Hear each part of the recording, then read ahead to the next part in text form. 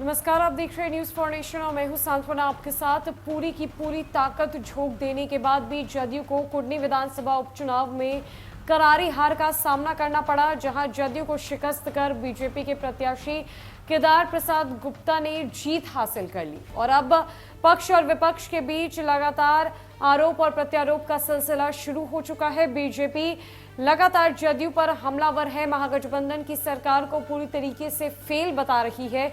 तो वहीं अब जदयू के वरिष्ठ नेता केसी त्यागी ने बीजेपी को लेकर बड़ा बयान दे दिया है, जिसके बाद पूरे राजनीतिक गलियारे में हड़कंप मचा हुआ है।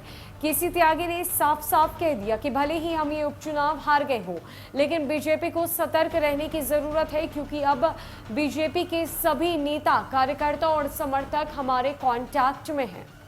दरअसल बिहार में कुडनी विधानसभा उपचुनाव के परिणाम के बाद सियासी गलियारे में हलचल है। लगातार पक्ष और विपक्ष की ओर से कुछ न कुछ बयानबाजी की जा रही है। शनिवार को मीडिया से बातचीत के दौरान जदयू के नेता केसी त्यागी ने भी बीजेपी के आड़े हाथों लेते हुए पलटवार किया। बीजेपी ने कहा था कि जदयू कोई पार्टी नहीं है।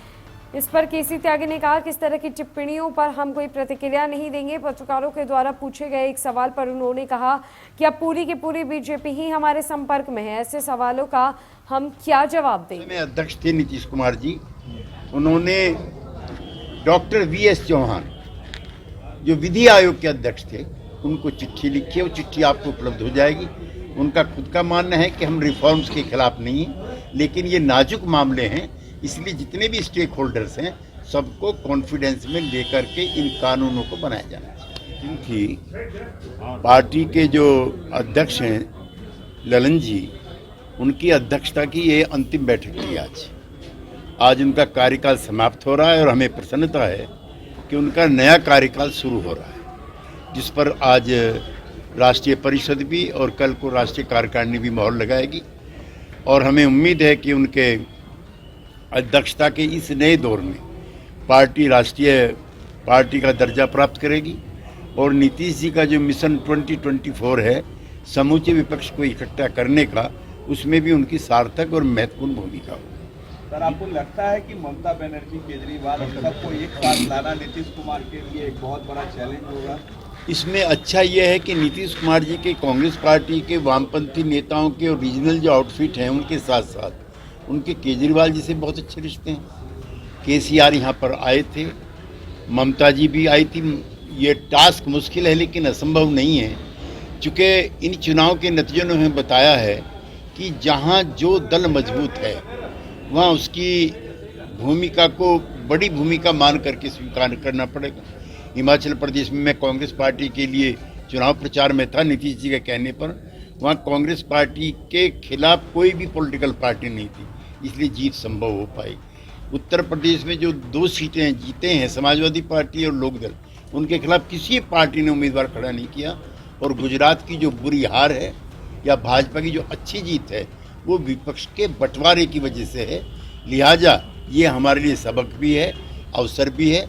और नीतीश जी का जो मिशन 2024 है वो यही है कि पॉलिटिकल अनटचेबिलिटी का अब विपक्ष में कोई स्थान नहीं। क्या आपको लगता है जो बीजेपी की जीत हुई है इसमें ओवैसी की पार्टी का रोल है? चाहे वो जाते हैं वो पॉलिटिकल एटमॉस्फेयर को ऐसा बना देते हैं कि जैसे लड़ाई बीजेपी वर्सेस ओवैसी हो रही है, जैसे लड़ाई हिंदू वर्सेस मुस्लिम हो रही है, और वो इस प्रत्यक्ष और अप्रत्यक्ष रूप से भाजपा की मदद करते हैं। अच्छा, गिरिराज सिंह ने फिर जनसंख्या कानून की बात की है।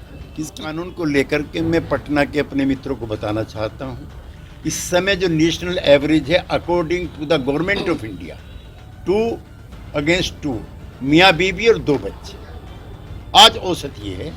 और बिहार में भी जहाँ सबसे ज़्यादा है वहाँ नीतीश जी के प्रचार प्रसार से भी और प्रबंधनों से भी जो 5 का एवरेज था आज 3 पर आ गया, 2.99 पर।